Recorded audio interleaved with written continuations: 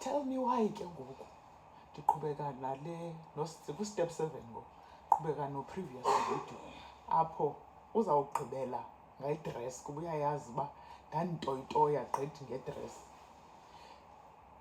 So undikhumbuzile ingoma, ndavuyela uba ndiyayikhumbula, ndalala ndiyicula. Ndivuke ekuseni ke ndiye etoyilethi engaphandle ke thina abantu abahlala ezilalini. Ndingumntu olala ngehudi nee-sweatpants. Ndiphume, andabi nantloni zokuphuma ngebhrukhwe ndiye etoyilethi.